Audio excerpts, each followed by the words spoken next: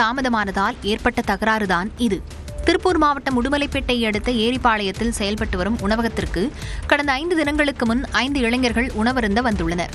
இளைஞர்கள் omelette order செய்துவிட்டு காத்திருந்தபோது அவர்களுக்கு பின்னால் வந்தவர்களுக்கு உணவக ஊழியர் முதலில் ஆம்லெட் வழங்கியதாக கூறப்படுகிறது. இதனால் உணவக ஊழியருடன் வாக்குவாதத்தில் ஈடுபட்ட இளைஞர்கள் நாற்காலி உள்ளிட்ட பொருட்களை கொண்டு தாக்கியுள்ளனர்.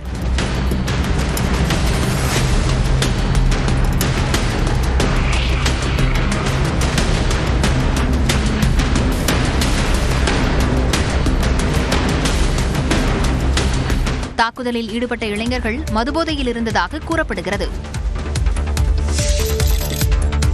வருமானத்திற்கு அதிகமாக சொத்து சேர்த்தது தொடர்பான வழக்கில் இருந்து தன்னை விடுவிக்க கோரி திமுக எம்பி ஆர் ராசா புதிய மனு தாக்கல் செய்துள்ளார். ஆர் ராசா வருமானத்திற்கு அதிகமாக 5,53 லட்சம் ரூபாய் அளவுக்கு சொத்து சேர்த்ததாக 2015ஆம் ஆண்டு சிபிஐ வழக்கு பதிவு செய்தது. இந்த வழக்கில் கடந்த 2023ஆம் ஆண்டு சென்னை சிபிஐ சிறப்பு நீதிமன்றத்தில் குற்றப்பத்திரிகை தாக்கல் செய்யப்பட்டது. பின்னர் எம்பி எம்எல்ஏக்களுக்கான சிறப்பு நீதிமன்றத்திற்கு இந்த வழக்கு மாற்றப்பட்டது. இதில் ஜூன் 23ஆம் தேதி குற்றச்சாட்டுகள் பதிவு செய்யப்படும் என நீதிமன்றம் அறிவித்திருந்த நிலையில் சிறப்பு நீதிமன்ற நீதிபதி வெங்கடபரதன் முன்பு ஆர் ராசா ஆஜரானார். அப்போது இந்த வழக்கில் இருந்து விடுவிக்க கோரி ஆர் ராசா தரப்பில் புதிய மனு தாக்கல் செய்யப்பட்டது. இதனையடுத்து குற்றச்சாட்டுகள் பதிவை வரும் 30ஆம் தேதிக்கு நீதிமன்றம் தள்ளி வைத்தது. ஒண்ணுமே கிடையாது. புது நீதியரசர் வந்திருக்காரு. அதுக்காக வந்து ஒரு மரியாதை நிமித்தம் இல்ல.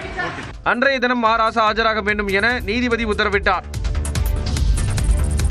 மாம்பழம் விலை சரிவால் பாதிக்கப்பட்டுள்ள தமிழ்நாட்டு விவசாயிகளுக்கு கர்நாடகாவில் அறிவித்தது போல் இழப்பீடு தர வேண்டும் என மத்திய மாநில அரசுகளை எதிர்க்கட்சித் தலைவர் எடப்பாடி பழனிசாமி வலியுறுத்தியுள்ளார். இது தொடர்பாக தனது அறிக்கையில் மாம்பழ விலை சரிவால் பாதிக்கப்பட்டுள்ள விவசாயிகளுக்கு ஆதரவாக அதிமுக கிருஷ்ணகிரியில் உண்ணாவிரத போராட்டமும் திண்டுக்கல்லில் ஆர்ப்பாட்டமும் நடத்திய போதும் வழக்கம் போல் திமுக அரசு அதனை கண்டுகொள்ளவில்லை என குற்றம் சாட்டியுள்ளார். வேளாண் துறை அமைச்சர் வெளிநாட்டு சுற்றுலாவில் பிஸியாக இருப்பதாக தகவல்கள் வருவதாக கூறிய எடப்பாடி பழனிசாமி மத்தியில் 39 எம்பிக்களை வைத்திருந்தும் மா விவசாயிகளுக்காக திமுக குரல் கொடுக்கவில்லை என்றும் குறிப்பிட்டுள்ளார்.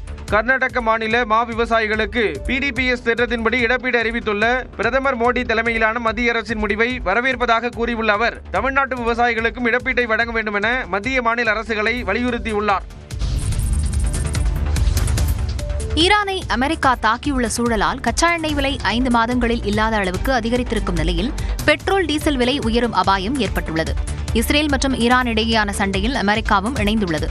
இதற்கு பதிலடி கொடுக்கும் வகையில் ஹார்முஸ் நீரிணையை ஈரான் மூட முடிவு செய்திருப்பதாக கூறப்படுகிறது. இந்த வழியாக சர்வதேச அளவில் 5 1 பங்கு கச்சா எண்ணெய் வர்த்தகம் செய்யப்படுகிறது. இந்த சூழலால் கச்சா எண்ணெய் விலை ஒரே நாளில் 3 விழுக்காடு வரை அதிகரித்துள்ளது.